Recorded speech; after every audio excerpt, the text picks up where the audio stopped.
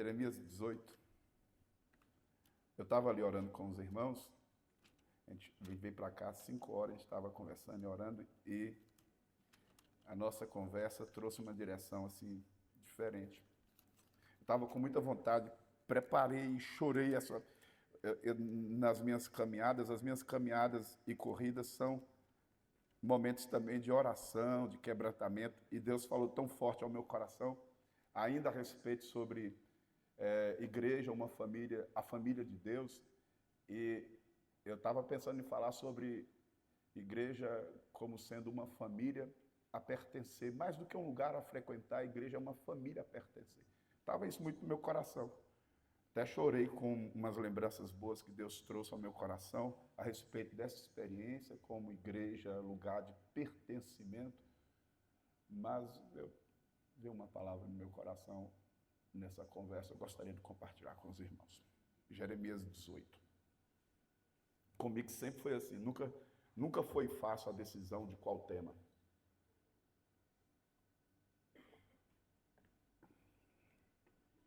Às vezes vem no momento. Eu me lembro uma vez, numa vigília, você pregou numa vigília na Betânia, e a gente pregou sobre Elias, o mesmo tema que eu tinha escolhido pregar. O pastor Cristiano tinha sido chamado, pregou antes. Eu falei, meu Deus, e agora? Então, sempre tem esses apertos de Deus, assim, para você depender de Deus na hora. A gente não conversa com o irmão o quê? GPT? O chat, como é que é o nome? GPT. A gente não conversa, não é irmão GPT que...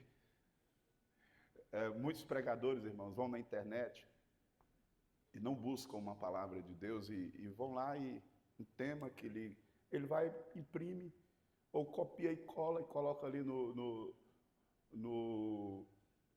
seu aparelho, no tablet ou no celular e vem e prega.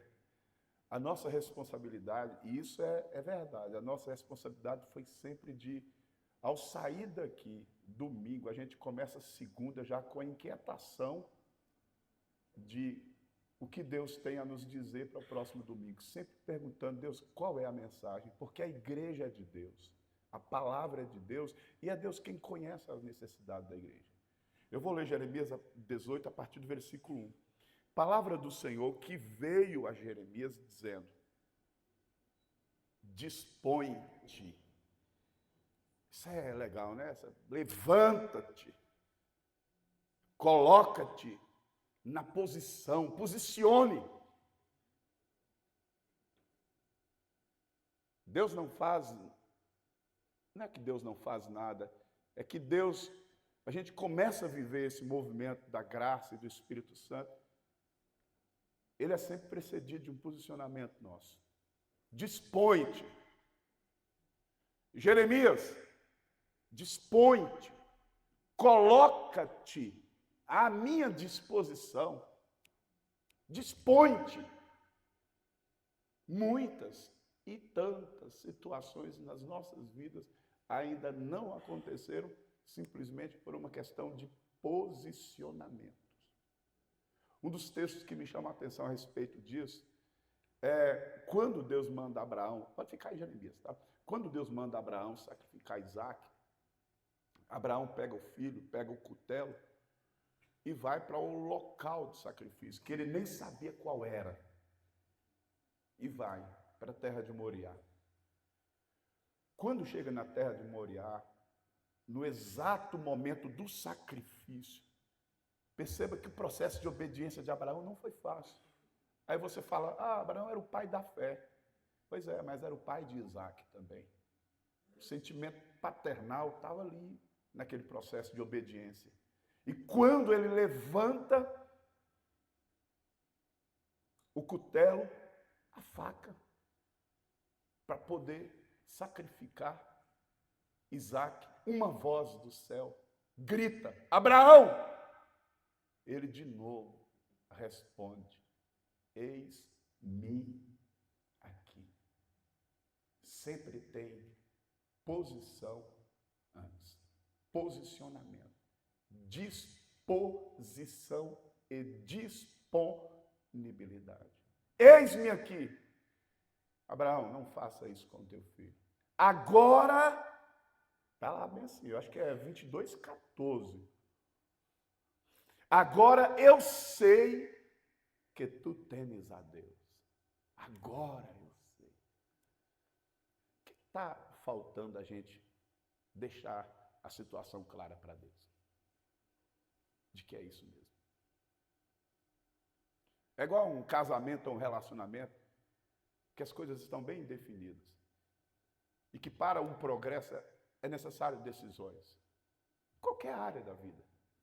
O que está precisado, o que é necessário em sua vida ainda que você não disse, não deixou claro para Deus que é isso, Senhor. Me posicionei. Agora, Abraão, agora eu sei. Você agora me deu prova de que você verdadeiramente me teme. Qual o ato, a decisão de obediência, de submissão, de disposição, de posicionamento que está faltando? E a gente sabe, na verdade a gente sabe. Sempre que eu converso com pessoas cristãs, a gente sabe. A gente tem o Espírito Santo, a gente tem a palavra, a gente tem a comunhão, a gente tem a igreja, a gente tem os profetas, a gente tem os pastores, a gente sabe, a gente tem a consciência do Espírito, do Evangelho, que grita em nós, que fala, é isso aqui que você precisa resolver. O que está precisando ser resolvido? É isso que Deus está esperando. Que decisão ainda está pendente, inadimplente. Às vezes nós estamos inadimplentes com Deus, e não, é igual aquela mulher lá, a viúva. Está inadimplente, está uma condição de inadimplência com Deus. Estamos devedores de Deus. É algo que a gente sabe. Não se finja de ignorante. Você sabe. Eu sei. O que eu preciso mudar? A disposição que eu preciso ter. Jeremias, dispõe! Depois desce. É sempre para baixo. O processo de crescimento é sempre descendo. No reino de Deus cresce quem desce. Ascende quem desce. Desce. Vai à casa do oleiro. Vá à casa do oleiro e lá. Por que tem que ser lá? Devia ser no mesmo local onde ir. Por que Deus estabelece algumas condições? Por que Deus, lá no local onde ele disse, Jeremias, lá mesmo Deus podia ter dito.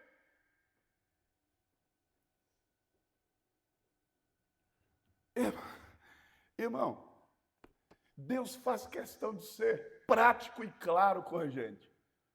Quando você ouvir Deus, ou creu que ouviu Deus, e não discerniu e não entendeu, duvide. Deus se faz entender. Deus não é igual a mim que estou aqui me esforçando para poder passar algo para vocês. Deus se faz entender. E aí Deus precisa desse processo trivial, comum. Vai lá, aonde, Jeremias? Aonde, Deus? Vai na casa do oleiro, vai lá. Às vezes Deus nos leva, nos desloca para alguns lugares que não só apenas representam geografias, lugares, representam realidades. Vá lá. Quero você lá. Aí você fica, não, tem que ser aqui. Não, você vai tomar banho no Rio Jordão, mas as águas do Rio Jordão são turvas e eu sou um general vitorioso de guerra. Eu não vou me dispor a essa situação de humilhação de descer as águas do Rio Jordão. Tem 2 rios aqui, profeta, me indica, as águas lá são melhores, são límpidas. Não, vai para lá. O lugar onde você está é necessariamente o lugar que você precisava estar. Você tinha que estar aí, irmão, nessa condição, eu e você. Mas devia ser. Pois é, mas é isso. Isso não tem a ver com Deus. Tem a ver com a dificuldade que a gente tem de ouvir Deus. Vá lá para... Irmão, não negligencie o ordinário. Nós cristãos amamos o extraordinário e negligenciamos muito o ordinário. O ordinário, às vezes, é a voz da mulher que está falando para você. Cuidado com isso. Às vezes é o filho que está dizendo para você, te alertando. A gente tem uma dificuldade de ouvir as pessoas que estão mais próximas e as que mais nos amam. Quando sua mulher ficar lá, o seu marido escuta, esse negócio pode ser de Deus. Quantas vezes nós quebramos a cara, nos arrebentamos e carregamos prejuízos até hoje, danos, sequelas até hoje, porque nos faltou a sensibilidade, a humildade de ouvir pessoas comuns em lugares comuns. Só isso.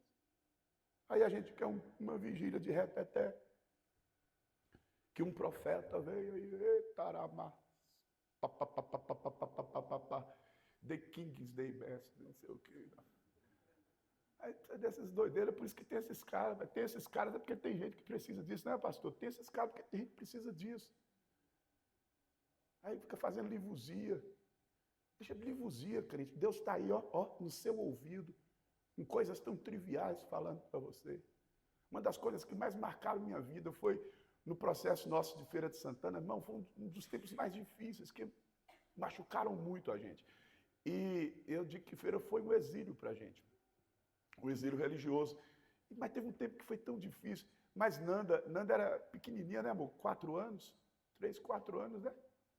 Era nessa idade aí. Feira, 3 anos, né? 2 anos. Ela foi com 1 ano, a gente voltou 3 anos depois. 3 anos por aí. 2, 3 anos. Tinha vezes que Nanda me dava um abraço, irmão. Moço, não tinha condição não. Aquilo ali era Deus. Aqueles bracinhos não tinham aquela força. E não tinham aquele poder de acolhimento que ela demonstrava. Quantas vezes eu senti Deus comigo em Feira de Santana, em um abraço gostoso da minha filha. Apertar, demorar, silencioso, aparentemente sem razão, sem porquê. Lá vem ela e abraça. Deus nos fala comumente, em lugares comuns da vida. É um patrão que dá uma palavra, é um empregado que dá um estalo. Tem gente que, sabe, tem gente que se levanta na vida e começa a realizar algo grandioso porque teve um... Sério que você me falou isso, rapaz? O cara começa a executar aquilo. Preste atenção no que Deus está falando, mas não se apegue ao extraordinário. Deus é mais trivial do que você imagina que Ele seja. Mas é. Porque esse é o nosso lugar comum, corriqueiro do dia a dia.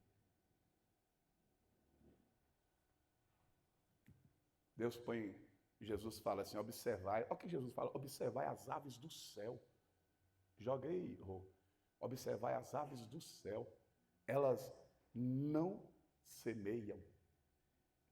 Elas não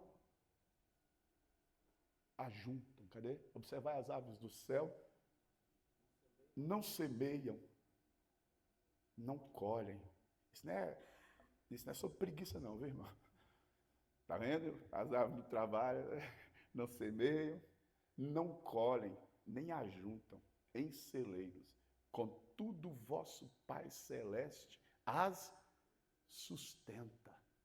Quem é que sustenta as aves do céu? O texto bíblico está dizendo o quê, irmão? Quem sustenta as aves do céu? Quem sustenta os passarinhos? Os pardais? Quando você vê um pardalzinho, o texto está dizendo, o vosso Pai Celeste as sustenta. Porventura não valeis vós muito mais do que as aves? Mas a orientação é, observem as aves do céu. Deus está falando com você no corriqueiro.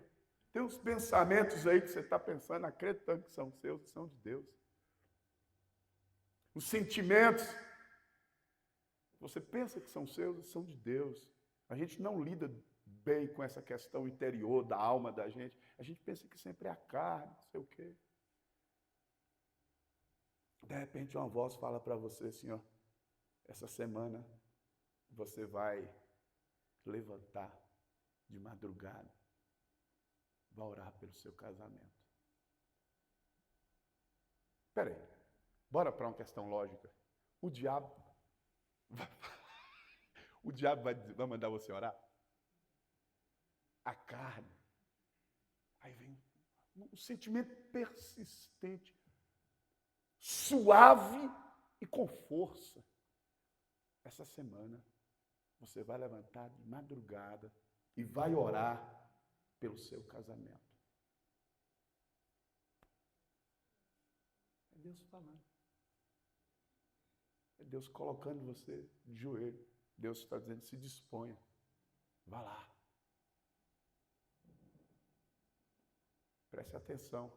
Deus mandou, volte ao texto, por bondade, Jeremias 18. Deus mandou o profeta ir à casa do oleiro. E lá, Deus devia ser aqui. Porque lá, pois é, vai. Deus sabe como tratar você, rapaz.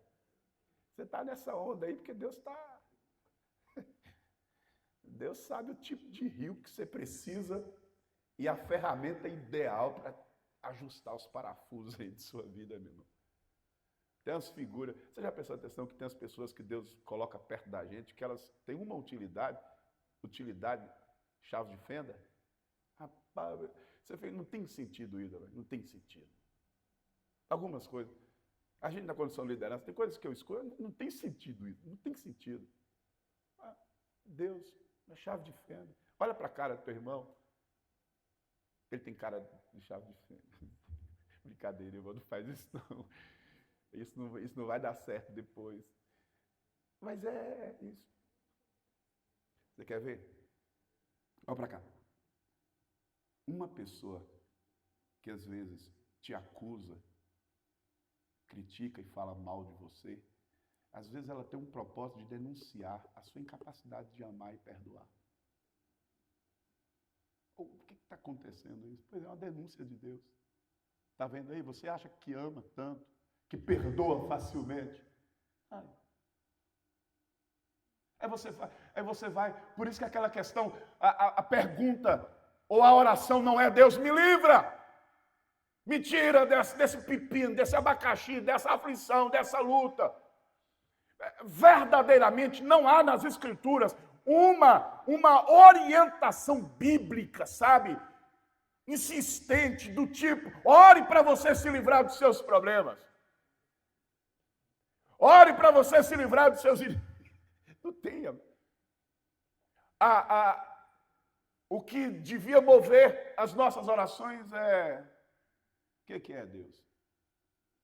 Em que o Senhor está intencionando melhorar o meu caráter à semelhança do caráter de Jesus. Em que? O Senhor me mandou, eu estou nesse lugar onde penso que não deveria ser, vivendo essa realidade que para mim não tem lógica, mas a questão é, Deus, o que é? Bora conversar aqui. Sabe aquela conversa de Jacó com o anjo? Pois é, a noite inteira. Quer uma sugestão? Tem algumas conversas que você precisa ter com Deus. E Deus está te esperando há muito tempo para ter essa conversa com você. Eu já entrei em alguns momentos de oração que eu tive esse sentimento. Eu não estou dizendo que eu ouvi Deus, mas eu tive o sentimento de que algo estava me falando ou me alertando já faz um tempo que eu queria ter essa conversa com você. Fica aí. Fala o que você tem a dizer aí. Apresenta as suas razões. Aí eu vou. Aí Deus, sim, agora você cala. Fica em silêncio. Porque a oração não é um monólogo, é um diálogo. A gente chega na oração, fala igual tagarela. Aprenda a ouvir Deus. Um dos caras que eu conheci na minha vida, de maior intimidade e de uma sensibilidade poderosa para ouvir Deus, chama Antônio. Ele já veio pregar aqui. Pastor Antônio Fontes, lá de Tapetinga. Alguns irmãos aqui conhecem ele. Lá de Tapetinga. um dos homens mais fiéis que eu conheço na vida com o Senhor. Cara de uma espiritualidade, de uma vida leve. Antônio, eu trabalhei anos no ministério com ele, era a alegria do ministério. Eu já era aquela rigidez meia pentecostal naquele tempo, era muito rígido. Antônio era uma leveza de Deus na minha vida, mas me chamava a atenção a sensibilidade que Antônio tinha com Deus. Tinha vezes, eu me lembro disso, quando nós fomos morar numa igreja na Avenida Piauí. Era a congregação, não era nem chamado de congregação, mas é o mesmo que. Era núcleo da comunidade de Deus Vivo, aqui na Piauí, no bairro Brasil. Não dava mais para morar com os meus tios, eu fui morar na igreja. Essa foi a primeira igreja que eu morei. Já morei em 3 igrejas. Morei por tempo mesmo. A primeira igreja que eu morei. Morei lá dentro. Irmãos, Antônio pegava uma cadeira desse tipo aí, sem braço. Ele ajoelhava na lateral da cadeira. Antônio inclinava, ele era magro, seco, que dava, ainda continua, né? Seco, que dava dó. Antônio ficava o pé aqui no chão e a cabeça, que era bem grandão, tocando no chão. Irmãos, Antônio ficava horas em oração. E eu não ouvia palavras na boca de Antônio. Eu já vi Deus usando Antônio em revelações e falando com ele coisas extraordinárias. Nosso tempo em Tapetinga, o primeiro ano, foi uma explosão de muita voz de Deus através de Antônio. Antônio tinha uma forma de orar muito relacional e sensível com Deus. E aí você pergunta, Antônio, cara, por que você não... Porque eu sou sanguíneo, eu ficava no tempo gritando, andando. Eu gosto muito de orar andando. Eu devo orar, se eu pegar 1 hora para orar, eu oro 30 minutos ajoelhado. Se conseguir 20, 30 minutos, e o restante andando. Na minha casa, eu fico andando o tempo todinho. E desde sempre foi assim. Antônio ficava fixo ali, eu gritando e Deus com Antônio no silêncio, na oração relacional proposital, que fala, mas que escuta. Antônio, por que você fica tanto tempo? Por que você... Aí eu fui aprendendo com ele que a oração é uma experiência de audição também. Você está falando demais. Deus está querendo conversar com você e você... Deus... Cala. A gente precisa, melhor do que falar com Deus, aprender a ouvir Deus. Numa atitude de contemplação. Alguém me falou a respeito de oração essa semana, ele falando da dificuldade da oração, e eu falei, irmão, tem hora que a gente chega na presença de Deus, você sabe o que a gente faz? Escuta isso aqui. Tem hora que a gente chega na oração, a única coisa que a gente faz é ficar lá. E esse é o maior nível de intimidade, quando não há necessidade de palavras. O ápice da intimidade com Deus é quando você percebe que o silêncio fala muito, sabe? Você simplesmente fica lá. Tem gente na vida da gente, e às vezes a gente precisa aprender essa dinâmica, às vezes a gente chega no velório, num momento de sofrimento. Eu me lembro de uma situação, o Tiago está ali, eu me lembro de uma situação que aconteceu da morte do pai de Cauína, o senhor Epaminondas, meu ex-sogro. Foi um trauma. O contexto foi muito traumático. E a gente foi para lá. Muito difícil, irmão. Foi um dos dias mais difíceis da vida da minha família, principalmente para minha filha. Daqui a pouco chegou Tiago. Tiago só chegou e ficou um tempinho ali e foi embora. Eu nunca vou esquecer. Ele só chegou. Não falou palavras bonitas, só chegou. A gente precisa ter essa experiência com Deus, de apenas estar com Deus. Sabe quando você está aqui, ó? Aí você fala, pastor, se eu fizer isso, a distração, como no 1080. Isso é uma prática, irmão. Essa experiência demora anos para você desenvolver ela. De escuta. Quer que eu diga uma coisa para você? Olha para mim, para cá. como diz o João e Pedro e João, olhe para nós, olhe para mim. Deus está te esperando para aquela conversa decisiva. Que horas? Pois é, ele quer marcar um horário com você. Está tão difícil, né? Rapaz, sua agenda está sufocada, hein? Celular para atender, mensagens para mandar, tudo desculpa. A sua falta de tempo só revela as suas prioridades, que não são ou que não é. Vá para a casa do oleiro. Fica lá. Tem muitas coisas que acontecem na vida da gente, tragédias até, porque nos faltou ouvir Deus. Nos faltou ouvir Deus. Irmão, faça igual Jacó. Pega no anjo, segura no anjo. E diz, eu só solto você quando você me abençoar.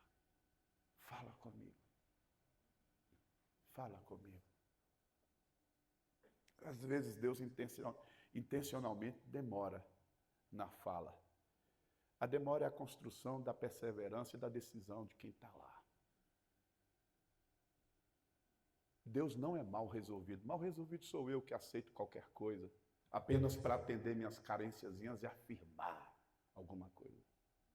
Deus é Deus. Deus quer que a coisa seja séria. Que a decisão, que a disposição, que a entrega seja séria. E se é lá na casa do oleiro, por que não ser no quarto?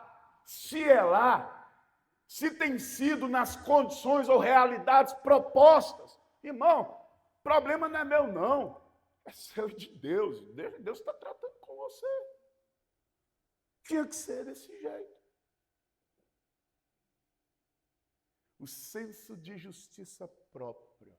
Eu não mereço isso.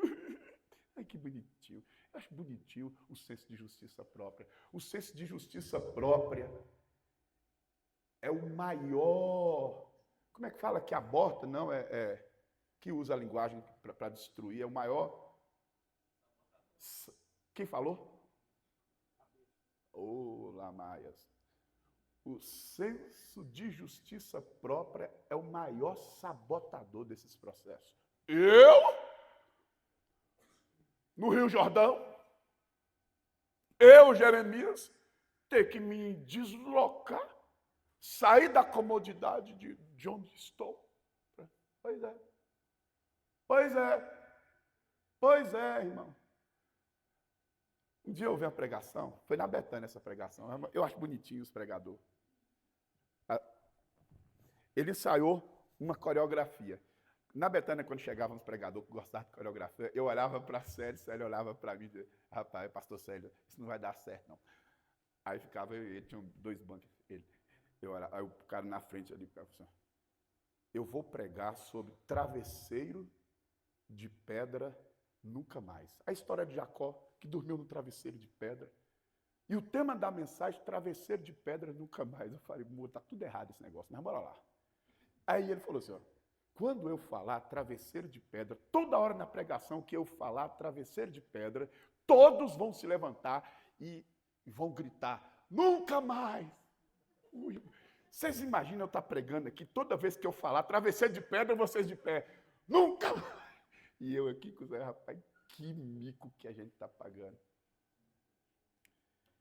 Cara, eu me dei vontade de pegar aquele cara, o nome dele, não falar não. Ele é de BH. Eu me dei vontade de pegar aquele cara e falar assim, velho, você não entendeu nada no texto. Se tem uma coisa que é necessária na vida, são travesseiros de pedra. Desconfortos fazem mal ao nosso orgulho, mas muito bem ao nosso crescimento. Desconfortos. Toda vez que Deus te puser num lugar de desconforto, te colocar num lugar de desconforto, irmão, abra os ouvidos, fique atento, abra os olhos. Aí eu falei, poxa, o tema devia ser travesseiro de pedra, sempre, sempre, sempre, sempre, sempre. Porque são nos travesseiros de pedras que a gente tem sonhos do céu. São nos travesseiros de pedra que Deus visita a gente, que Deus nos liberta da acomodação. A gente precisa sempre desses travesseiros de pedras. Eu estou insistindo, talvez para dizer para um, para todo mundo, não sei para quantos, não tenho noção, mas eu estou insistindo aqui em algo do tipo, é isso aí que Deus precisava permitir. É mister que estas coisas lhe aconteçam. Bora lá, que eu preciso terminar. Jeremias 18, versículo quanto agora? 3. Presta atenção. Desci. Obediência. Desci. É negócio difícil para crente obedecer. Desci a casa do oleiro. Ai, Jesus, eu amo tanto essas palavras aqui, ó.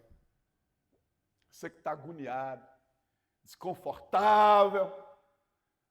Ó, e eis que ele, o oleiro, estava entregue à sua obra sobre as rodas. Você percebeu? Que Deus quer que você se entregue, porque antes de você Ele já fez isso há tempo. Eu acho isso lindo de Deus. Como pode um Deus soberano se entregar ao que está fazendo? Você imagina Deus, você é essa matéria-prima chamada vaso, barro, e Deus é o oleiro. E Ele se debruça, se entrega. A ideia aí de entrega é de encanto, sabe? De uau! Você imagina o oleiro trabalhando o vaso, aquela perfeição, aquela técnica, a atenção toda. Irmão, Deus está debruçado sobre esse assunto. Ó, escreve aí. Ó. Deus está debruçado sobre essa matéria de sua vida. Deus está entregue. Deus não está desapercebido. Deus não está distante. Deus não está aquém. Não está. Deus te chamou para esse lugar, tem te chamado para esse lugar, Ele já está lá te esperando, Ele está entregue. Isso é o escândalo da graça, um Deus poderoso entregue à criação. Uau! Escandaliza, irmão, isso é evangelho de Deus. Aí você vê lá a parábola dos talentos. E o Senhor confiou talentos ao seu servo. É tudo escandaloso. Como é que pode Deus? Você sabia que Deus confia em você? Pois então, isso é escandaloso. Isso só a graça é capaz de fazer. O que a gente mais faz e se ocupa em fazer na vida é não acreditar nos outros. É o que Deus mais faz. Minha filha pergunta, pai, o Senhor confia em todo mundo? Eu não confio nem em mim. Nem em mim, de verdade. Mas eu acredito no que Deus é capaz de fazer na vida de um homem. Não há situação, irmão, que eu me renda a qualquer incapacidade. Não há situação que eu me dobre e diga, Deus não é capaz. Deus é capaz de mudar esse homem. É. A gente está vendo essa situação do mundo, do Oriente Médio, Estados Unidos, irmão, precisa orar, né? Precisa orar. Pedir a Deus ter misericórdia de Israel, misericórdia desse povo. Mas, irmão, Deus não está distante de nada disso aí. Deus não está distante, não. Aí você tem dificuldade... deixa eu parar, gaguejei, bolou tudo aqui. Você tem dificuldade de acreditar que Deus às vezes se debruça em determinadas matérias e assuntos, né? Pois é, Deus não tem essa cabecinha pequena igual a sua e a minha. Deus se entrega. E eu fico pensando, uma outra coisa que me chama a atenção é que essa matéria-prima que ele tem na mão é a matéria ideal, chamada barro.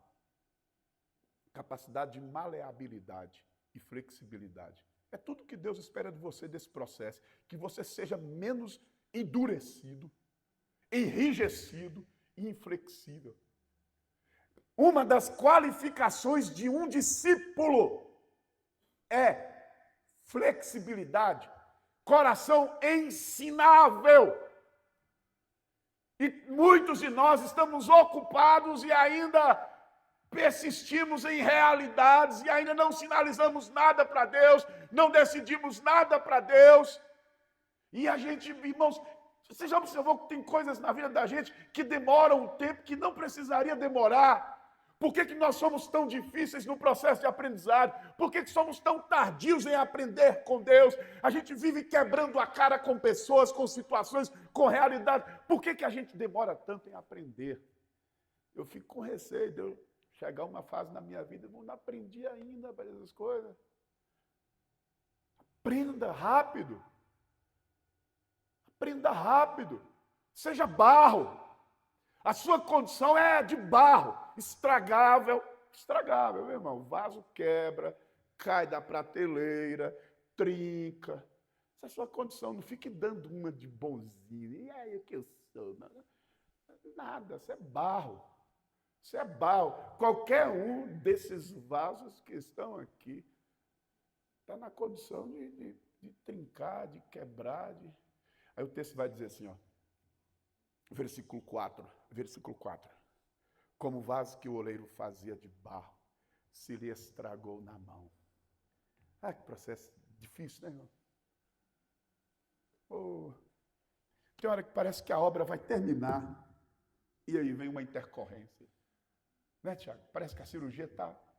Aí vem uma intercorrência. Parece que Deus está concluindo. Tem coisas que eu fico com Deus. Deus, peraí. Tem anos, eu estou orando. É agora.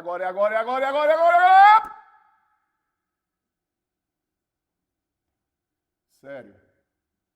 Por que isso aconteceu? O que está acontecendo? O vaso se estragou na mão.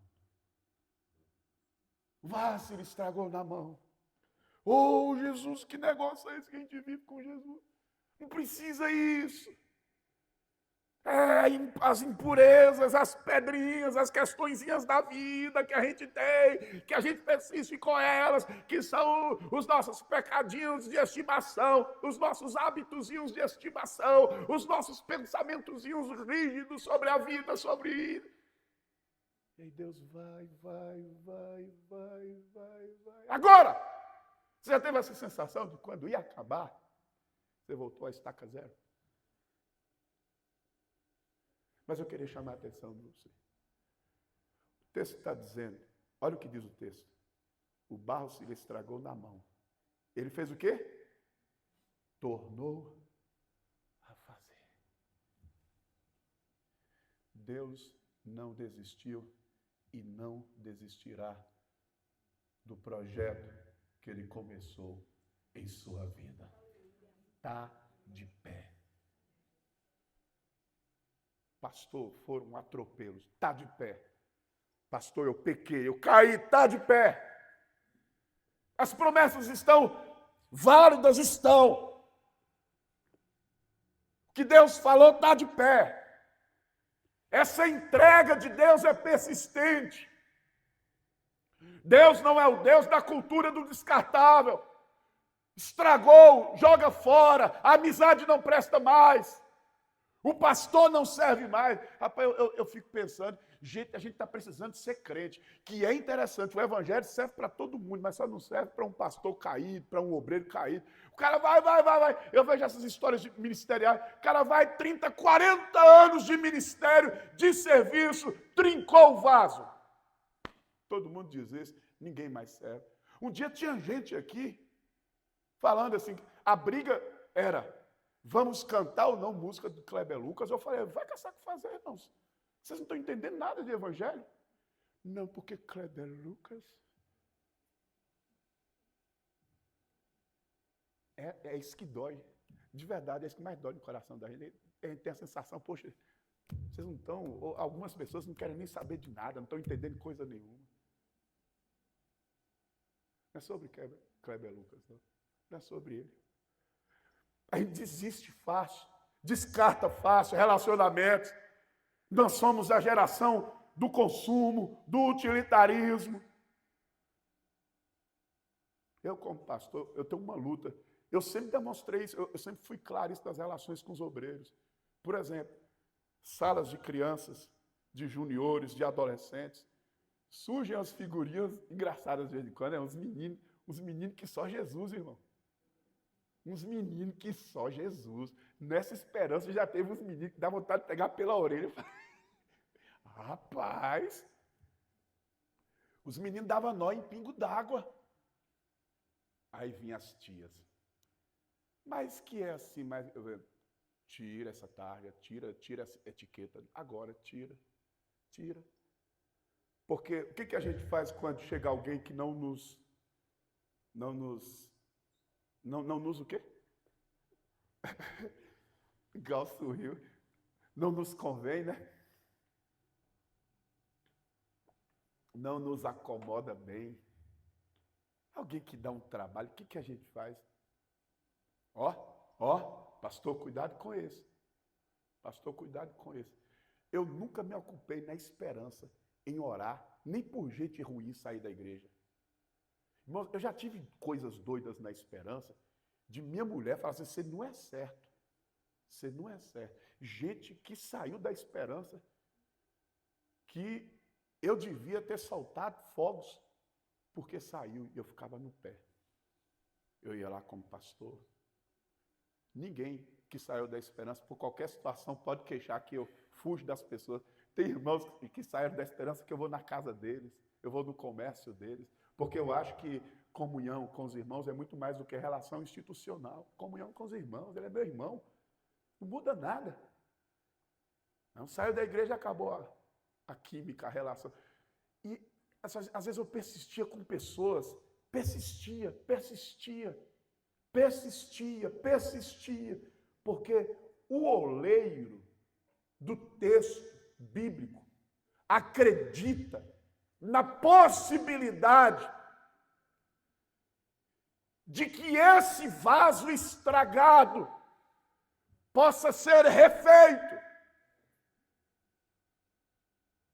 A gente não acredita, está estragado, joga fora, não presta, descarta. Por que nós somos assim? Casamentos, relacionamentos que não perduram, que não subsistem a uma aflição, a uma dureza, a um desapontamento. E aí a gente já vai desistindo. É igual a unção do Fábio Júnior, já está no 50º casamento. 50º relacionamento. Gente, nada perdura, persiste, porque nós não temos essa categoria, essa graça do oleiro de persistir com a massa, com o filho, com o marido, com a mulher. A gente quer pronto. Nós somos a geração fast food. E o que é fast food? Não sei não. Então não é não. Que acha tudo pronto, é isso também? Então tá certo. Nós somos essa geração. Essa geração que é tudo prontinho. Casamento pronto. Aí o cara vai lá na livraria. Só tem duas aqui. Uma é a Cantinho do Cristão. Aí ele vai lá e encontra um livro. Mude seu casamento até sexta-feira. Ele comprou o livro na quarta. Já está lá. Ele fala lascado. Eu já vi livros assim, mude seu casamento até sexta-feira.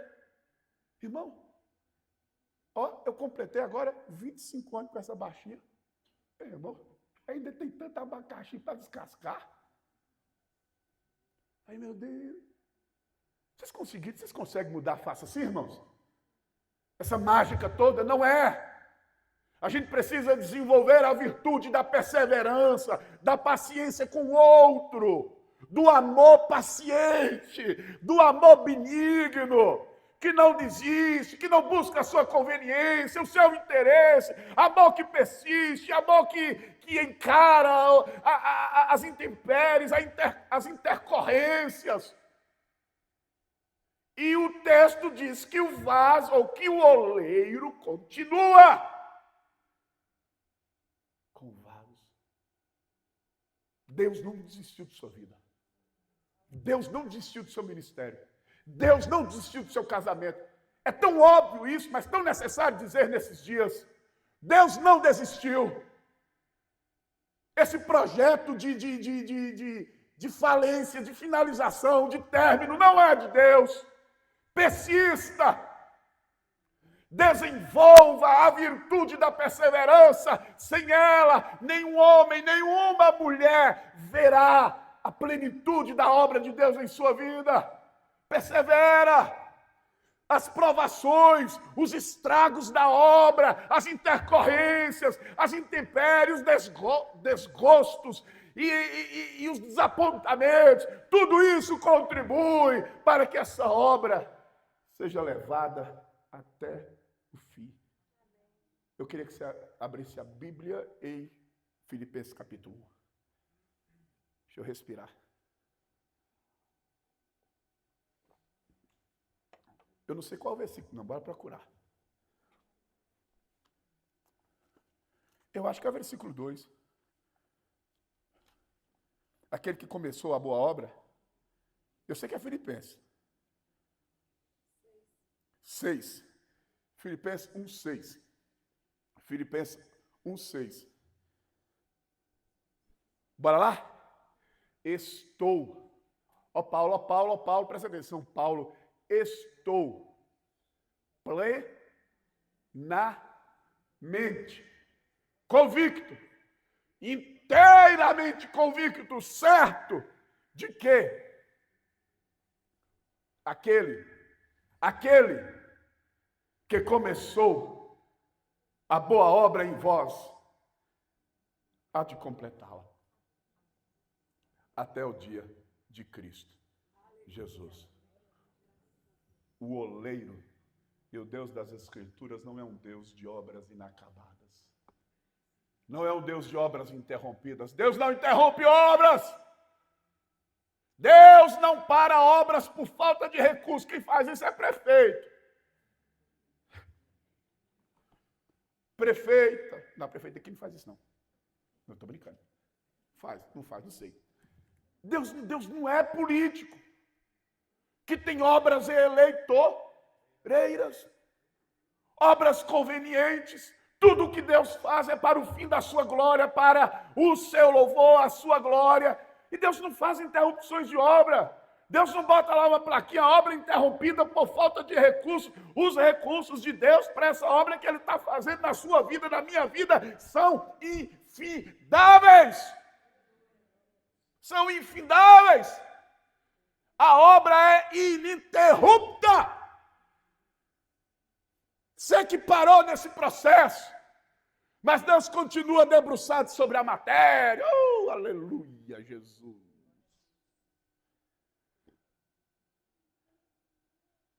Está no processo.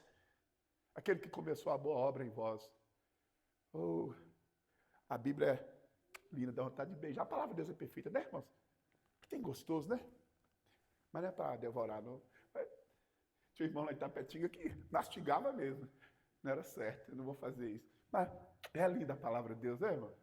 Olha que coisa. Eu vou ler de novo, bora ler de novo, bora. Tinha um irmão lá em Itapetinga. Só em Itapetinga que tem essas coisas, né? Conquista não tem, não. Ai. Tinha um irmão lá que gostava tanto da Bíblia que de vez em quando pegava umas 2 folhas. Que foi? Mas porque a palavra de Deus é deliciosa, pastor. Bora de novo? De novo lá, bora. Toda a igreja, aqui. Pra gente fazer uma leitura bem legal. Estou.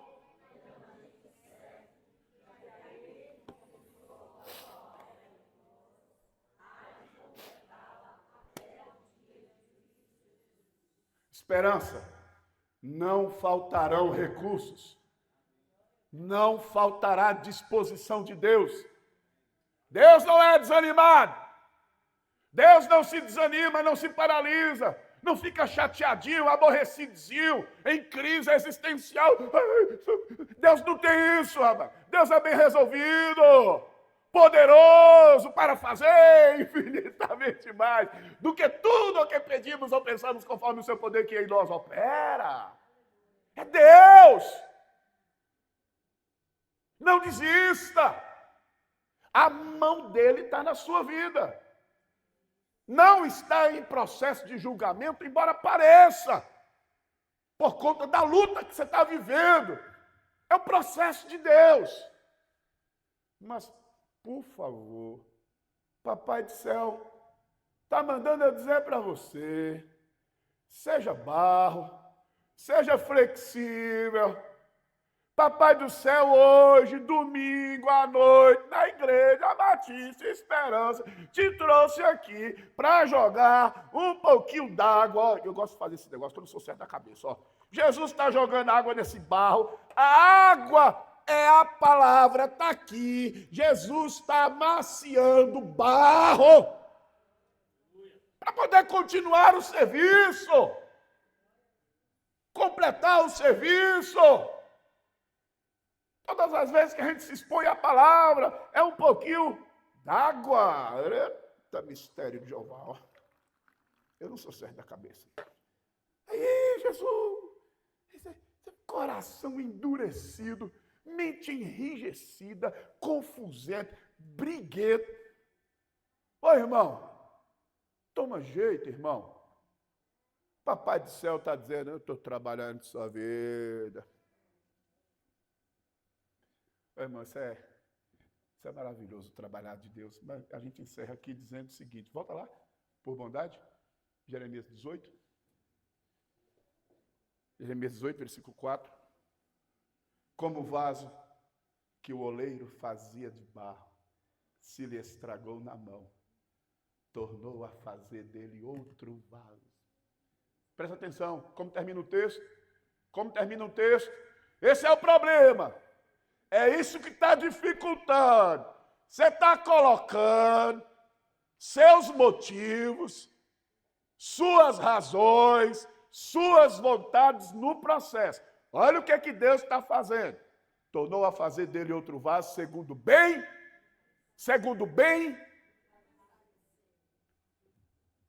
Irmão, Deus não tem compromisso nenhum com sua vontade. Tudo que Deus está fazendo na sua vida está tão difícil o processo, é porque Deus fará um vaso conforme a sua vontade.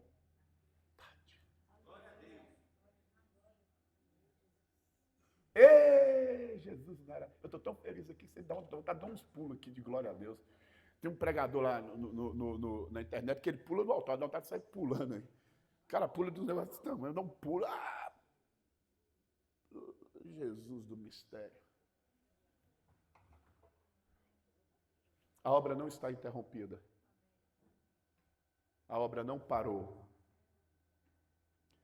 Algumas intercorrênciazinhas. Ei, olha pra cá. Algumas intercorrênciazinhas aí. Jeová está organizando tudo, tá?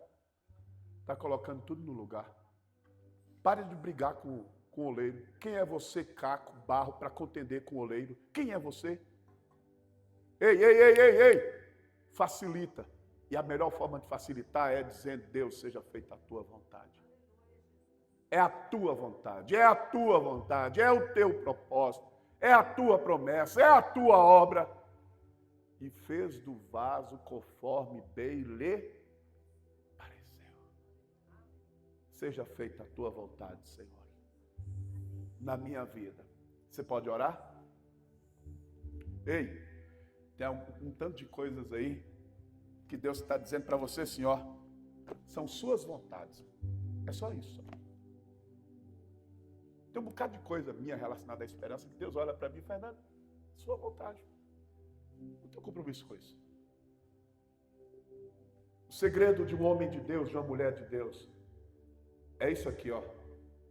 Eu quero que a tua vontade se cumpra na minha vida e naquele propósito pelo qual eu estou orando. A tua vontade, ó Deus, a tua vontade. Pare de brigar com o oleiro. Pare de debater, de conflitar, de dificultar os processos. Deixa ele trabalhar. Deixa ele trabalhar.